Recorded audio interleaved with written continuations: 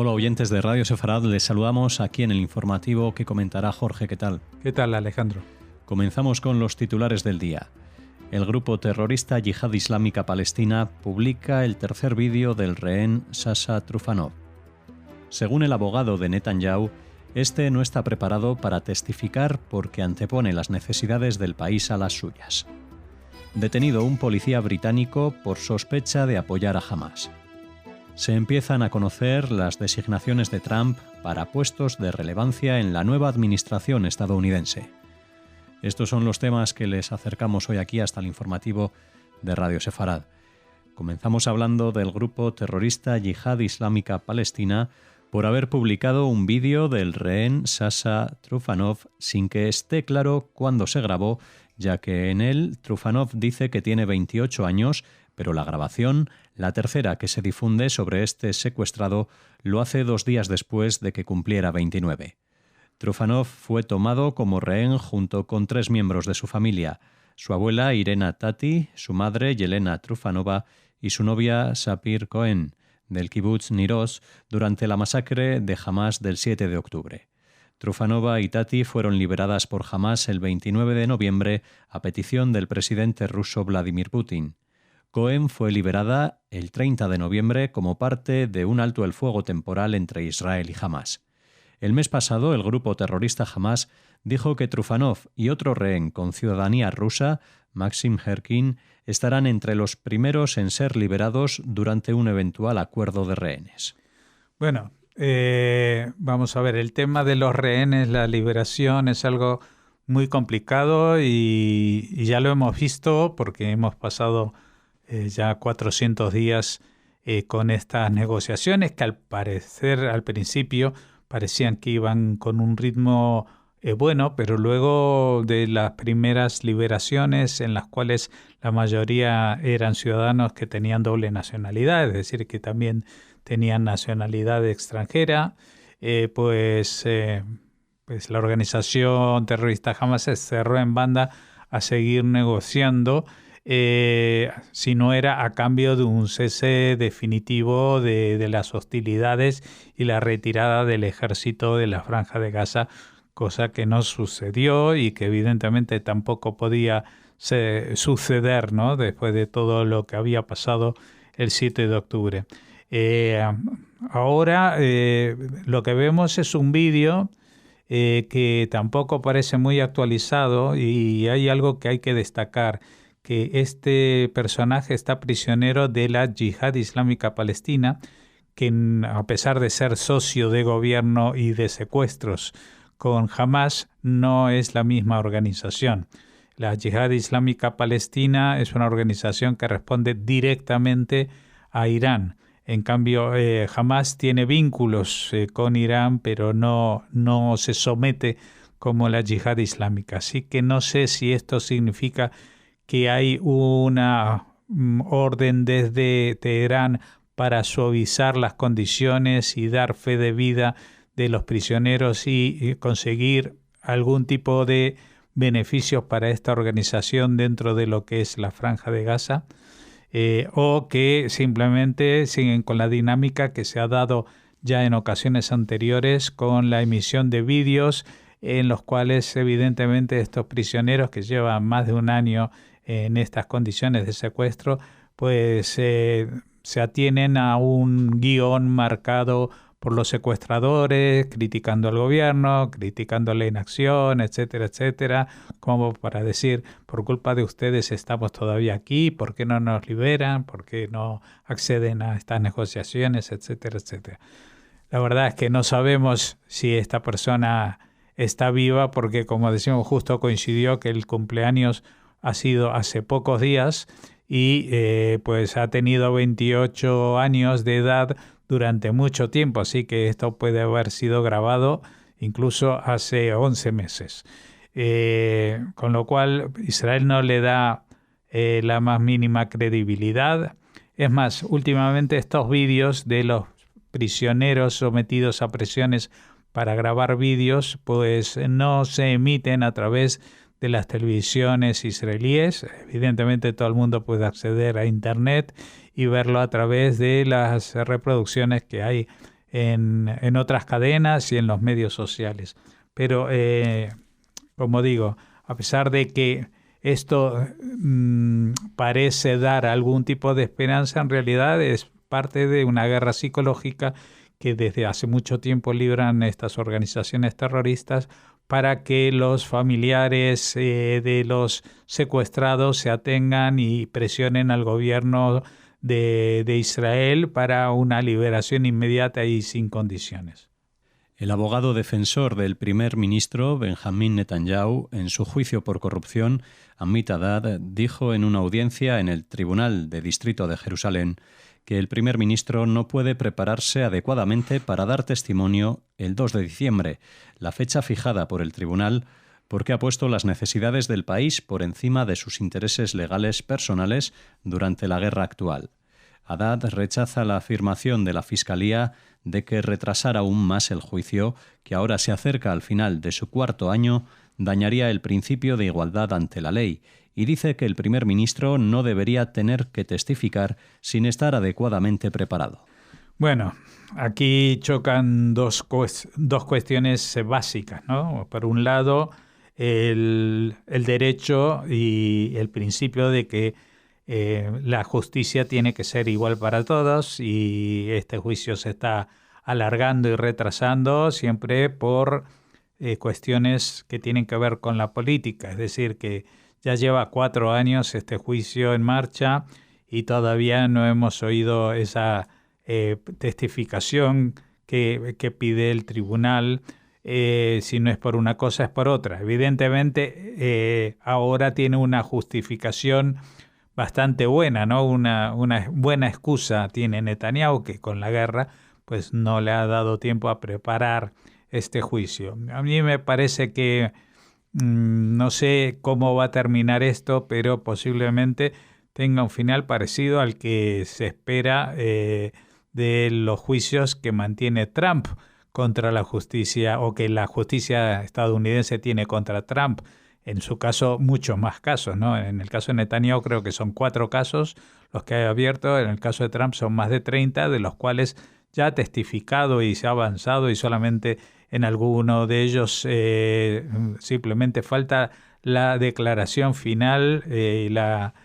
condena que le impone el juez. Pero cuando hablamos de condenar a jefes de gobierno en ejercicio, la cosa se complica. Se complica mucho, y no es solamente cuestión de Israel y tampoco es solamente cuestión de Estados Unidos. Estas son las realidades. Es decir, que para que alguien que detenta la mayor autoridad política del país se atenga a los veredictos de la justicia, pues en principio debería renunciar. Esto es lo que se ha pedido a Netanyahu en reiteradas ocasiones, pero reiteradas ocasiones Netanyahu ha demostrado que tiene un instinto de supervivencia política muy afilado, y en este caso, pues si bien hace 403 días o 5 días, antes de empezar la guerra del 7 de octubre del 2023, se estaba planteando que iba a tener que testificar y que posiblemente se acabaría su carrera política, como demandaba la calle mayoritariamente, y con lo avanzado que tenía ya las exposiciones de sus juicios, pues la situación actual es muy diferente. Hay mucha gente en Israel, en el público israelí, que a pesar de que en otras ocasiones, hace poco más de un año, había estado en contra de que Netanyahu siguiese en el ejercicio del poder, pues hoy en día lo ven como de otra manera. Ven que si no hubiera sido por él, quizás el devenir de la guerra que ha mantenido Israel durante todo este tiempo, hubiera sido muy diferente. No olvidemos que el curso de la guerra, a pesar de las prolongaciones y las presiones de Estados Unidos para frenar la acción israelí, ha ido cambiando bastante radicalmente en los últimos 2 meses, con las respuestas al régimen iraní en territorio propio, con los ataques selectivos contra líderes de Hezbollah y especialmente con lo que ha pasado en estas últimas semanas en cuanto a las operaciones israelíes en el Líbano. Esto ha elevado la popularidad del primer ministro, con lo cual, pues, todas estas evoluciones en el tema, digamos, legal, pueden venirse abajo y, como en el caso de Trump que citaba, pues postergarse sine die y finalmente ser archivadas. Un oficial de policía británico ha sido arrestado bajo sospecha de apoyar al grupo terrorista Hamás. El oficial, que no ha sido identificado, pero se dice que tiene unos 30 años, ha sido detenido por presunto apoyo a Hamás relacionado con actividades por Internet. En las actuaciones se registraron 2 propiedades y un vehículo con el objetivo de encontrar dispositivos digitales para enviar a analizar. Los responsables de su detención señalan que el arresto de un oficial en activo bajo sospecha de un delito tan grave sin duda causará preocupación en nuestra comunidad, pero se ha realizado para permitir que se lleve a cabo una investigación rápida y efectiva antes de sacar ninguna conclusión. Sí, bueno, vamos a ver, esta historia es, yo creo que la punta del iceberg de lo que va a suceder, o espero que suceda, en las policías, no solamente del Reino Unido, porque ya hemos visto justamente en los últimos días cómo Holanda y sus servicios de seguridad, la policía, etcétera, están infiltrados por el terrorismo yihadista. Así de sencillo. Lo que pasó la semana pasada en Holanda, con este abandono de los, forofos israelíes que fueron al partido cuando salían del estadio, que nadie los acompañó, y la lentitud con que respondieron a los avisos de ataque y también la destreza, entre comillas, con que estaban organizados los atacantes antisemitas, nos hace pensar de que tenían evidentemente una colaboración dentro del servicio policial, o más arriba o más abajo, pero evidentemente algo hay ahí. Y en el Reino Unido pasa bastante de lo mismo, y no es el único país, ni Francia ni Reino Unido, son los únicos países. En este caso no sabemos exactamente de quién se trata, no han querido darlo a conocer, pero creo que justamente este tipo de discurso, cuando se presenta que es un oficial que no ha sido identificado, pero que tiene unos 30 años, que es un dato totalmente irrelevante, es como para decir, no, os contamos algo, pero no os contamos algo que quizás sea lo más importante. Ya saben que en el Reino Unido hay muchos descendientes de inmigrantes de países musulmanes. Dada la situación, dada la evolución y dada la experiencia y el olfato que uno puede tener después de todos estos años, yo creo que lo que están ocultando es que justamente es un caso como este, ¿no? Que a pesar de que es un oficial de policía, que seguramente se comporta de forma muy educada y muy inglesa en su trabajo, pues por detrás tiene a veces otras fidelidades que está guardando y que pueden provenir de cuestiones que tienen más que ver con la ideología que con el soborno. Así lo siento yo. Puede ser de que esté totalmente errado, pero para eso, claro, la policía tendría que dar un poquito más de información, porque todos tenemos derecho a saber quiénes son los que están teniendo vínculos con un grupo terrorista. Y esto atañe no solamente a los ciudadanos ingleses, esto atañe a todos los ciudadanos del mundo, y también nos vincula especialmente a los judíos, porque estamos hablando de que si hay policías que colaboran con grupos terroristas declaradamente antisemitas, pues esto no solamente implica al Reino Unido, no solamente implica a Israel en su conflicto con Hamás, sino que nos implica absolutamente a todos los judíos. Esto que pasa en Londres ahora se investiga, iba a seguir en la bruma londinense durante algo de tiempo, pero en algún momento van a tener que dar a conocer qué es lo que pasa con este caso. Evidentemente no son estas las noticias que van a ver en las cabeceras de los noticieros informativos aquí en España, porque sospecho que si se hiciera un examen a conciencia de, por ejemplo, las redes sociales de las fuerzas y cuerpos de seguridad del Estado aquí en España, pues nos llevaríamos más de una sorpresa desagradable, ¿no? Recién hace poco se publicó un indicador que decía que medía la cantidad de judíos que hay en un país y la cantidad de amenazas a través de redes sociales que hay en cada país. Y bueno, en primer lugar estaba, creo que, el Reino Unido, después estaba Francia y en tercer lugar estaba España, porque a pesar de tener una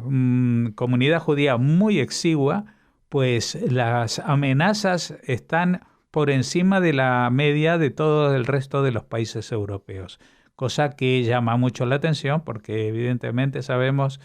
que el vínculo y el contacto directo de judíos con los españoles es mínimo,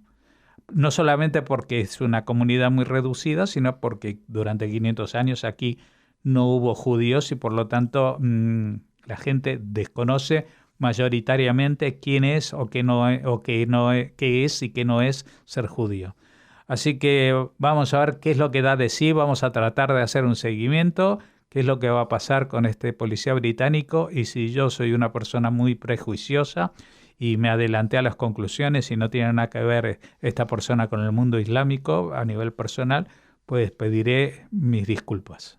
El presidente electo de Estados Unidos, Donald Trump, ha dicho que los enemigos de Estados Unidos están sobre aviso después de nominar a Pete Hegseth, un ferviente enemigo del régimen iraní, como secretario de Defensa y al exdirector de Inteligencia Nacional, John Ratcliffe, para dirigir la Agencia Central de Inteligencia, o CIA. También se anunció que había elegido al exgobernador de Arkansas, Mike Huckabee, como embajador en Israel y a su viejo amigo, Stephen Witkoff, como enviado especial a Oriente Medio. A ello se suma la nominación de la gobernadora de Dakota del Sur, Kristi Noem, para dirigir el Departamento de Seguridad Nacional, de Bill McGinley, su secretario de gabinete en su primera administración, como su asesor legal en la Casa Blanca. Entre todos estos nombres, el que más sorpresa representa es el de Hegseth, que carece de experiencia militar de alto nivel o en seguridad nacional y que debería enfrentarse a crisis globales que van desde la guerra de Rusia en Ucrania, los ataques en Medio Oriente de los proxys iraníes, hasta el impulso para un alto el fuego entre Israel, Hamás y Hezbollah y las preocupaciones sobre la creciente alianza entre Rusia y Corea del Norte. En cuanto a la gobernadora Noem, nominada a dirigir el Departamento de Seguridad Nacionales, es una conocida conservadora y exmiembro del Congreso que utilizó sus 2 mandatos al frente de un Estado para ascender a una posición destacada en la política republicana. Se la consideró una posible candidata presidencial, pero se negó a desafiar a Trump. En cambio, lanzó una campaña abierta para ser elegida vicepresidenta, pero perdió esa nominación cuando Trump eligió a J.D. Vance como su compañero de fórmula. La agencia de la que estará a cargo le permitiría encabezar los amplios planes de deportaciones masivas de inmigrantes que se encuentran ilegalmente en Estados Unidos. Por su parte, Ratcliffe, un excongresista republicano de Texas que se encargaría de la CIA, se desempeñó como director de Inteligencia Nacional durante los últimos meses del primer mandato de Trump y dirigió las agencias de espionaje del gobierno estadounidense durante la pandemia de coronavirus. Es una elección más tradicional para el cargo que requiere la confirmación del Senado, que algunos de los partidarios de Trump han promovido. En cuanto al nombre que suena como embajador ante Israel,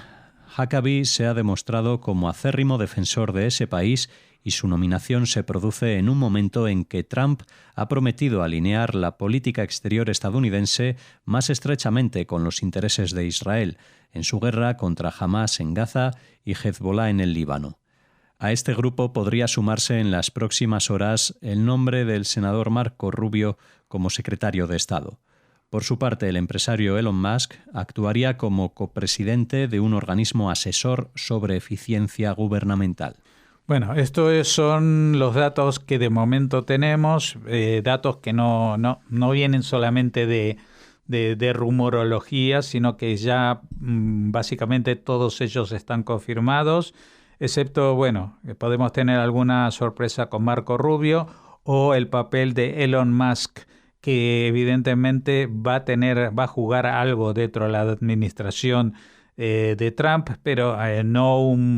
no algo que le requiera estar a tiempo completo. En este caso se plantea que puede ser copresidente de un organismo asesor sobre eficacia o eficiencia gubernamental. Lo que sí es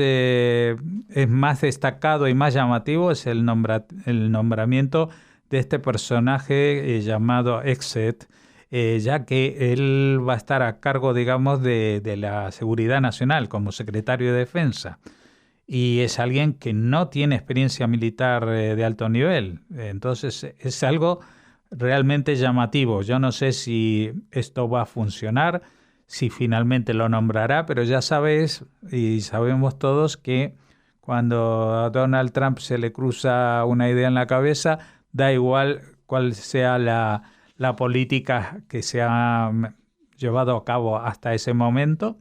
y en vez de poner a un experto, va a poner a alguien que es afín en la ideología. Lo mismo es en el caso de la gobernadora esta de Dakota del Sur, Kristi Noem, que como gobernadora puede tener mucha experiencia, pero que estar a cargo del Departamento de Seguridad Nacional es un cargo muy importante, pero cuando se aclara cuáles son los objetivos de seguridad nacional que tiene Trump, pues en el primero de ellos figura las deportaciones masivas de inmigrantes. Y entonces, bueno, quizás siendo gobernadora de Dakota del Sur, pues se siente bastante identificada y Donald Trump confía en esta identificación ideológica. En cuanto a Ratcliffe, es un caso menos particular, digamos, porque es una persona que sí tiene conocimiento de causa, que ya estuvo a cargo de funciones similares durante la cadencia anterior del presidente Trump. Y con respecto a Huckabee, pues en Israel están encantados con la idea porque es un muy fuerte defensor de Israel y es el que va a asegurar que a pesar de estas declaraciones que ha hecho Trump para la prensa últimamente, digamos respaldando nuevamente la solución de dos estados, es decir, que no se olvida de reivindicar que hay que crear un Estado palestino a pesar de lo que la extrema derecha en Israel cree que va a postular, pues Huckabee pues, es alguien que realmente va a defender las posiciones más afines a Israel. Así que no sabemos exactamente qué va a pasar, porque por un lado Trump ha dicho de que no va a cambiar esta filosofía de una solución de dos estados. Por otra parte, Huckabee puede ser de que sea un personaje más afín a cambiar esta filosofía, lo que llevaría a apoyar las tesis que hasta ahora han sido de estos partidos de extrema derecha, pero que es una idea que últimamente está rondando no solamente por estos extremos del espectro, digamos, político de Israel, sino que cada vez es una idea más aceptada, al menos temporalmente. Es decir, la idea de que la solución al problema de Israel con los palestinos sea la creación de un Estado palestino, porque hemos visto en la experiencia desde el año 92-93 en que nace la Autoridad Palestina, que la cosa no funciona. La cosa no funciona, no hay una democracia interna. Ya hemos visto que a la muerte de Arafat le sucedió de forma inmediata a Abu Mazen, es decir, el presidente Mahmoud Abbas, sin que nunca haya sido ratificado en las urnas. Y lo más importante es que hoy en día la población palestina, no solamente de la Franja de Gaza, sino también la de Cisjordania, está dando la espalda mayoritariamente a los designios de la Organización de la Liberación de Palestina, es decir, el partido que gobierna y la persona que está al frente de él, a los que consideran unos personajes desleales con la causa palestina. Así que, como digo, igual la solución de dos estados no se va a eliminar,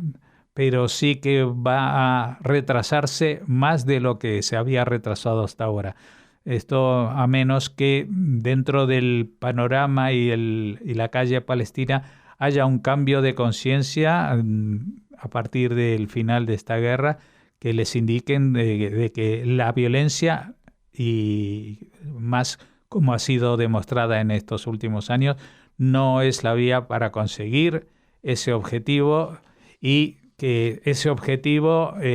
no realmente quizás sea lo que comparten muchos de los palestinos. Es decir, estamos hablando de que para que haya una solución de dos estados, también los palestinos tienen que aceptar de corazón de que aparte de su Palestina haya un Estado de Israel, que es el que está ahora, con sus características, por ejemplo, que se declare como un Estado judío. Así que esto a nivel diplomático todavía tiene mucho recorrido, y esto va a suponer que el apoyo de Estados Unidos, pues en esta ocasión, con la vuelta del presidente Trump, pues envalentone, anime a la población a soñar con unas políticas más a la derecha de las que había hasta ahora. Despedimos aquí este informativo de Radio Sefarad. Les esperamos mañana con más noticias.